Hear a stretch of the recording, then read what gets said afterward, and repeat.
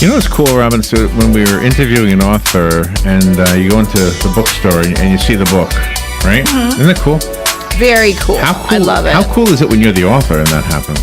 When you're the actual person who wrote the book, and then you see it right there at Barnes & Noble. That's probably happened to Mike Papantonio. He's on the phone right now. He is the host of his own radio show. It's called Ring of Fire. I think he worked with Robert F. Kennedy Jr., if my notes are right. He's the host of America's Lawyers. He's a political commentator on MSNBC, Free Speech TV, RT America Network, Fox News, etc. He's one of the youngest attorneys inducted into the Trial Lawyer Hall of Fame. And he's also, believe it or not, for all you underachievers, a hit writer. Law and Vengeance is the new legal thriller novel, of course, perfect for an attorney, but just where do you find the time to do all this stuff? He probably never walks into a bookstore. That's probably the answer to my first question. Mike, good morning, sir. What an honor. Thank you for being on our show. Larry, thank you for the invitation. I appreciate it. And where are you? Where do you live? Where do you call home? I'm in Pensacola, Florida. I was raised around Arcadia, not too far from where you are. Nice. Yeah, that whole area through Central Florida. Yeah. So were you always wanting to be the author that you are now, or did it take you having to be an attorney in order for you to write this material?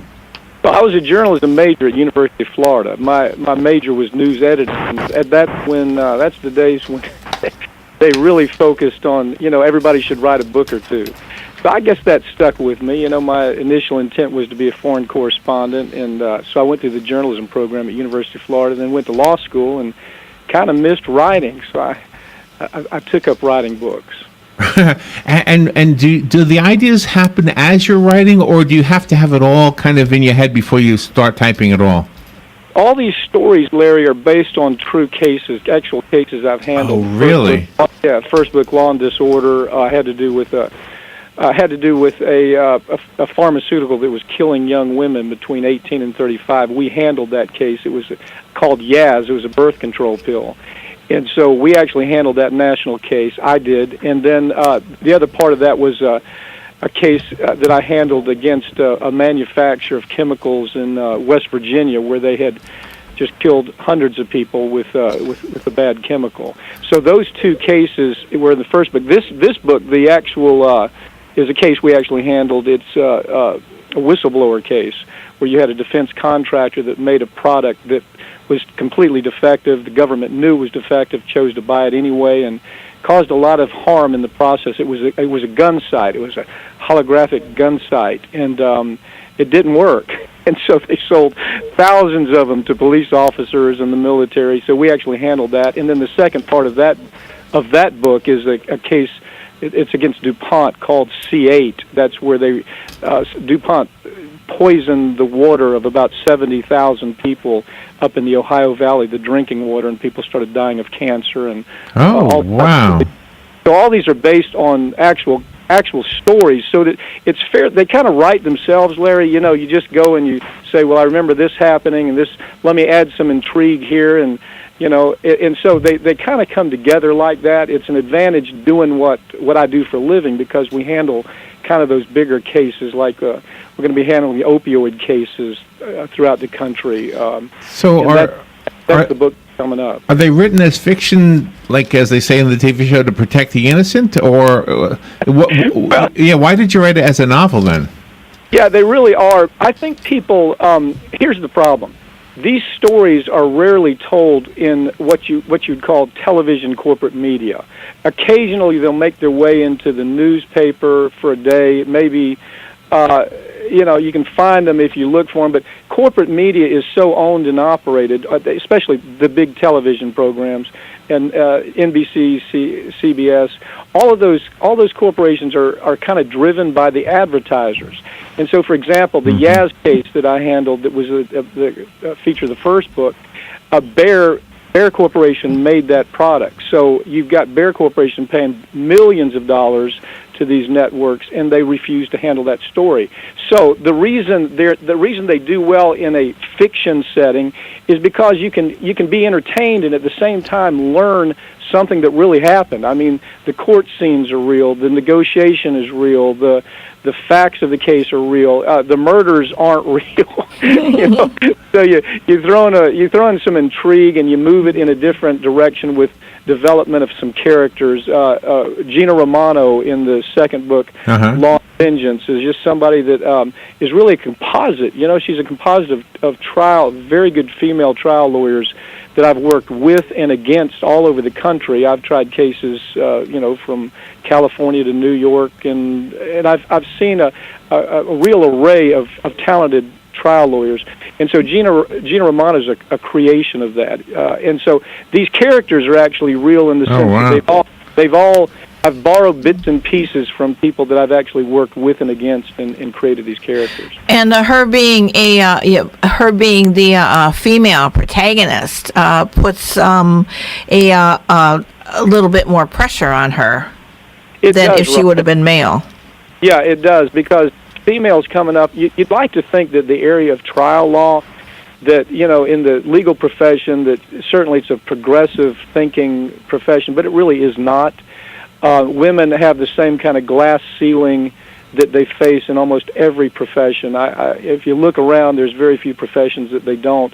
And I'd like to think that in the legal profession that doesn't exist, but I see it firsthand. And so I thought it was important to create this female protagonist. The first book was Nicholas Dichotomous. He's an important character that will show up in all these books. But I added Gina Romano in this as a major feature. One of the reviews on Amazon says 8 pages is all it took to get me invested in this exciting new novel. That is really cool. I think you got us all excited just by your description just now. Robin told me that we had you scheduled for a longer interview, but then scheduling problems entered into the picture, so we were only able to get you for a 10-minute interview. But what a great opportunity it is for us to get to know you. Thank you for taking time to do this. Mike sent us a copy of the book, Law and Vengeance. It's a wonderful hardcover copy of the book. Call me if you'd like it. I'll put it aside, and Robin will make sure it's waiting for you. The rest of us have to buy it. I found it on Amazon. Do you have a website you would recommend?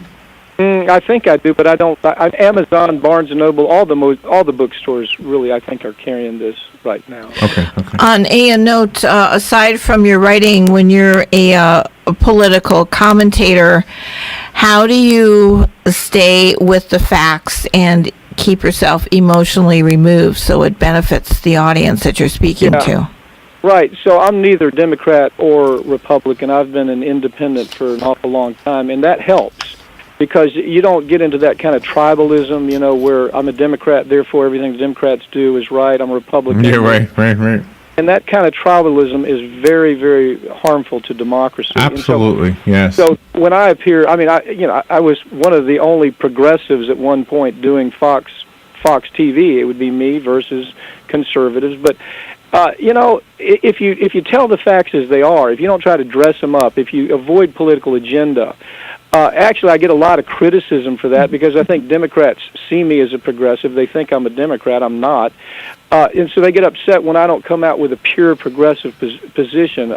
Republicans, it's the same thing. I try to call balls and strikes, and I think that's why I've worked for so many different networks, MSNBC, at Fox, RT America. I have a show now called America's Lawyer, and I'm able to tell stories in a kind of a very neutral way, hopefully. Well, on the smaller stage, we do something very similar, and I would love to swap notes with you. I feel like you've described the position that Robin and I like to take, which is, can we just hear what the facts are? And gosh, I wish we had more time to talk to you about that. Well, thank you. What an honor, Mike. Thank you for being on the show with us today. The new book is called Law and Vengeance. The other one was called Law and Order. Is that right? Law and Disorder. Law and Disorder. Oh, and I think that was the website, right? lawanddisorder.com? Yes. If I remember right? Okay. Mike Papantonio, thank you so much for being on the show with us. If you're ever back in your old alma mater area, that's where we broadcast. So we broadcast to the university. Good. Larry, Robin, thank you for this opportunity. Thank you. All right, we will take a little break, and we'll be right back. This is WOCA. Best in quality is Captain T's upholstery. Is that couch cushion sinking lower every time you sit in it? Does your boat look better with the cover on? Has your car's interior seen its better days? Stop using a towel to cover up those rips in the golf cart.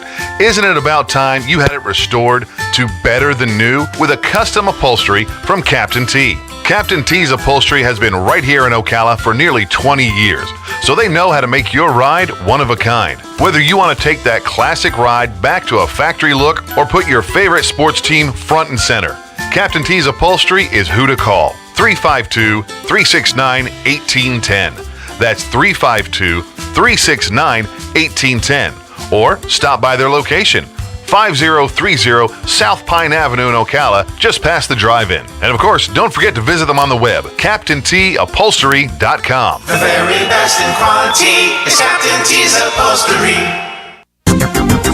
The weather is brought to you by myfwc.com. Safe boating is no accident. Mostly sunny, a nice day today. High 73 to 75 and partly cloudy tonight. Low 49 to 62. Sun and clouds tomorrow looks good. High 76 to 80. Maybe a shower near the coast Thursday. Otherwise, a mix of sun and clouds with highs of 78 to 82. From the Florida Weather Center, I'm meteorologist Maggie Johnson.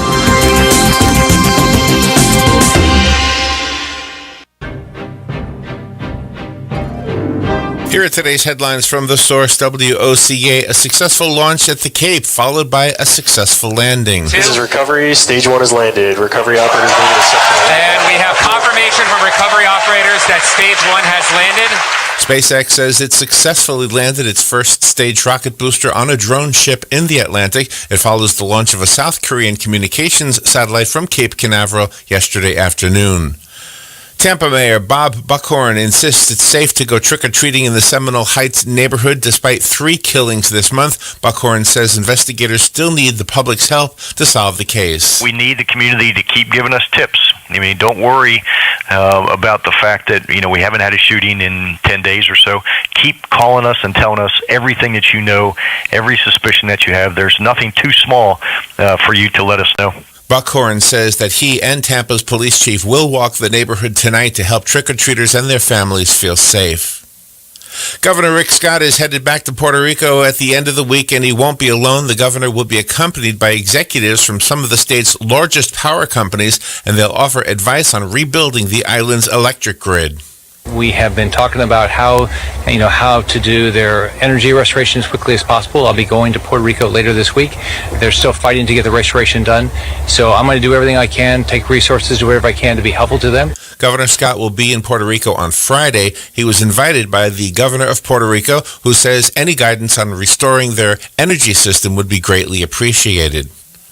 Friends and family who grab a spare room or a couch and won't leave are the subject of a Tampa State Senator's bill. Republican Dana Young wants to make it easier to kick such people out when it's time for them to go. For example, when the occupant begins to reside elsewhere, surrenders the key to the dwelling, or agrees to leave the dwelling when directed by law enforcement, are the party entitled to the possession, the person that owns the home.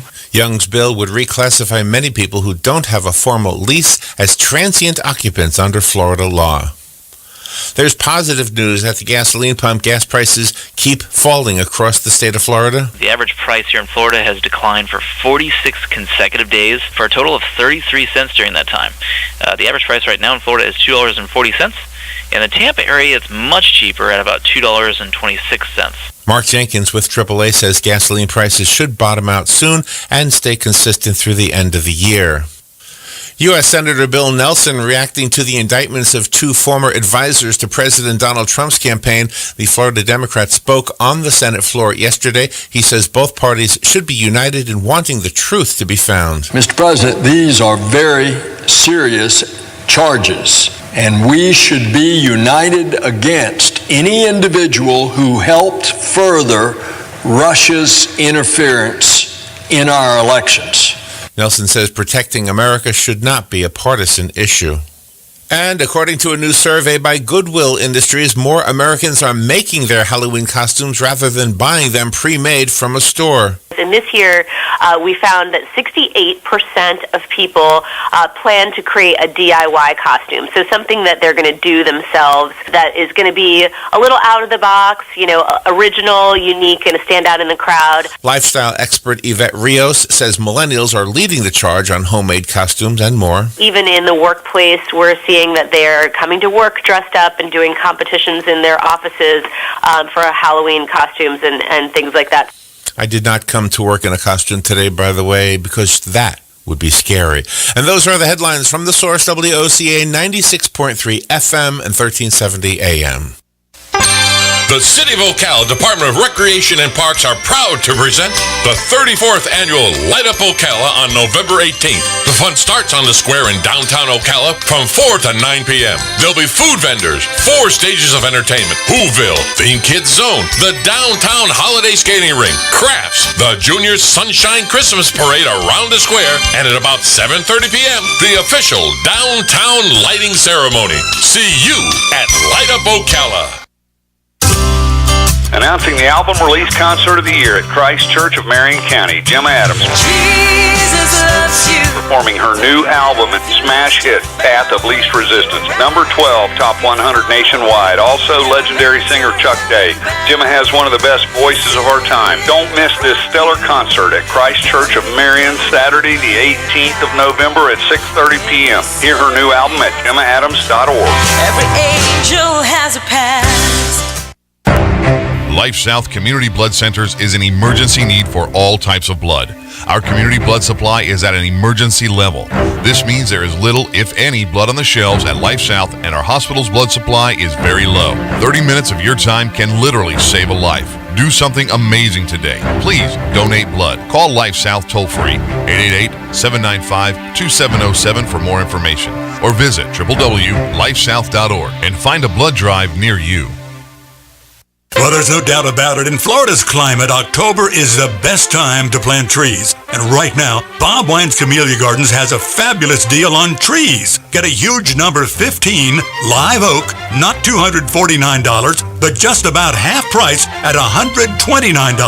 Or a number 15 size red maple, regularly $299 for just $179. Hundreds of trees, dozens of varieties, all at 1/3 to 2/3 off their already low prices.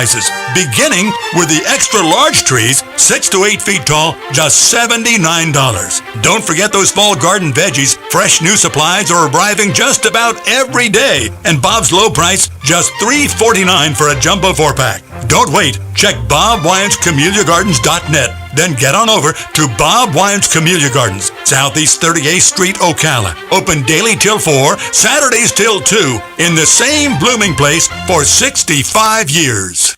It's time for Farm and Ranch headlines on the Southeast AgNet. I'm Tyron Spearman reporting. Commodity Credit Corporation announced last week that they plan to sell their Lone Peanuts from 2016. It's now owned by CCC as bulk peanuts for up to 224 trucks of commercial peanut butter. The peanut butter will be in 12 18-ounce containers produced and packaged in accordance with USDA specs and destined for various U.S. locations. Bidders may submit offers for less than the quantity indicated, but CCC may make an award to the multiple bidders to fulfill this request. They have about 40,000 tons of peanuts that were forfeited from last year, and now they propose for you to convert them to peanut butter. USDA service centers in Florida are holding disaster assistance and hurricane recovery workshops in 48 counties for farmers and ranchers impacted by Hurricane Irma. To find meeting dates and locations in your area, go to fsa.usda.gov/state-offices/Florida. Workshop topics include financial assistance programs, deadlines for applying, and more. Again, to find meeting dates and locations in your area, go to fsa.usda.gov/state-offices/Florida. Halloween is a big event for the peanut industry. Halloween candies are especially, because about 18% of the edible peanuts go into production of peanut candy. The number one, Reese's Buttercup utilizing peanut butter. Number 2 is Snickers. Number 3 is Twix, followed by Kit Kat, M&M's. We prefer peanuts. Nerds, Butterfinger, and then you got Sour Patch Kids, Skittles, and Hershey bars. The Halloween candy event is estimated to be about a $2.5 billion economic impact. It's the busiest candy eating night of the year. For more on today's news, we invite you to log on to our website, southeastagnet.com. I'm Tyron Spearman for Southeast AgNet. 1370 WOCA. Ocala.